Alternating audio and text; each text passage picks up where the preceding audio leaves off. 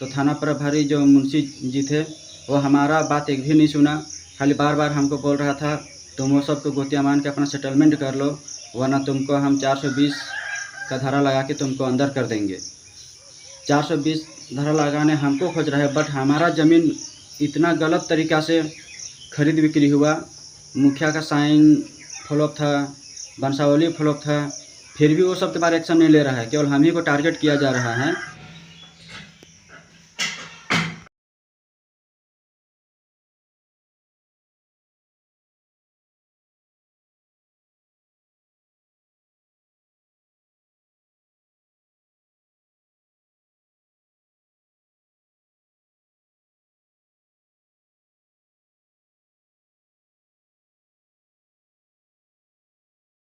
जेबी kisses के तमाम कार्यकर्ताओं को मेरे ओर से झारखंडी जोहार है। साथियों, मेरा नाम मनोज सिंह घटवार है और हम ग्राम चमघट्टी, पोस्ट रडरा, थानानगढ़ा का स्थायी निवासी हूँ। साथियों, आज हम बहुत परेशान हूँ अपना ज़मीन को लेकर। पिछले 1 साल से हमारा ज़मीन को हमारे गांव का भू माफियाओं ने 2 एकड़ ज़मीन को मुखिया का गलत सिग्नेचर वंशावली बनाकर मेरा ज़मीन को खरीद बिक्री कर दिया है और उसी को लेकर मैं बहुत परेशान हूँ 1 साल से। पर आज इस वीडियो बनाने का मकसद ये है, मैं कल थाना गया था, यानी कि 21 तारीख 6ठा महीना 2024। कल का दिन में हम थाना गए थे, जो कि हमको 20 तारीख से ही थाना का मुंशी जी हमको कॉल कर कर के बार बार वहाँ बुला रहा था। तो वहाँ जाने के बाद जब हम मुंशी जी से मिले तो मुंशी जी बोल रहे हैं कि तुम्हारा दूसरे पार्टी का भी लोग आ रहे हैं, तुम वेट करो। हम वहाँ वेट करने लगे। वेट करने के बाद क्या हुआ कि हमारे गांव का मुखिया जी को हम ही बुलाए थे, प्लस हमारे गांव का जो ज़मीन दलाल सब थे वो सब आए, और रांची का एक ज़मीन दलाल है वो सब भी आए पूरा।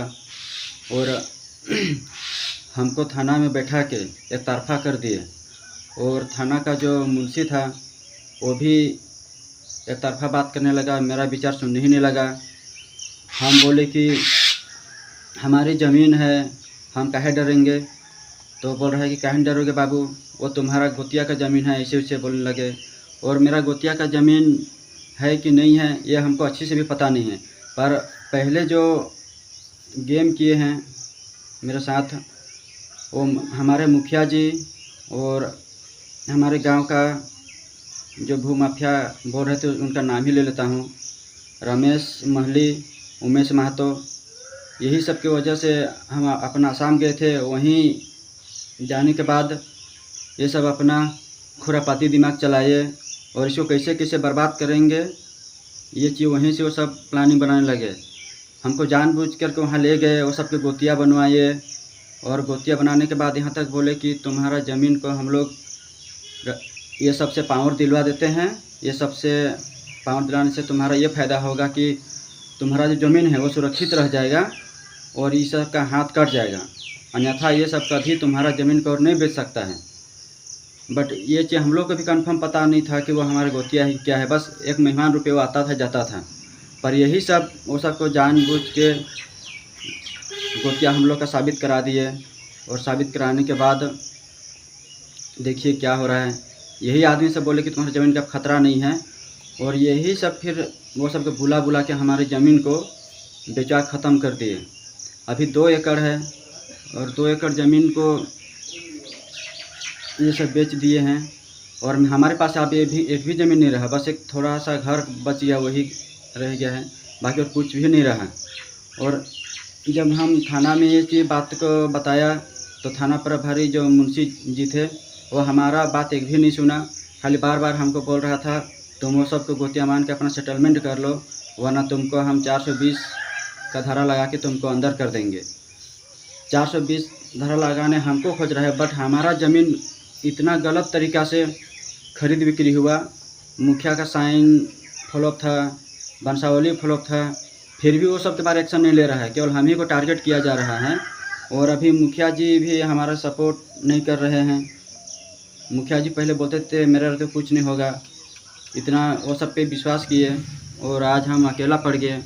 इसीलिए हमारे JB केसेस का सभी युवा साथियों से मेरा निवेदन है, मेरा पूरा परिवार का निवेदन है कि आप हम लोग को बचा लीजिए, हम लोग को कुछ हेल्प कीजिए। हम लोग को इतना कानून के बारे में जानकारी नहीं है और कानून वाला भी अपने तरफा बात कर रहा है। तो मैं यही चाहता हूँ साथियों कि हमको न्याय दिलाए, वरना आज हमारा घर परिवार सब बर्बाद हो जाएगा। मेरा वीडियो बनाने का मकसद यही है कि आप सभी को बताऊं, जागरूक करूं। तो क्या बोलूं, बोलने कुछ मन नहीं कर रहा है, बहुत ज़्यादा परेशान हूं। कल से खाना वाना भी नहीं खा रहा हूं, टॉर्चर पर टॉर्चर मिले जा रहे हैं हमको।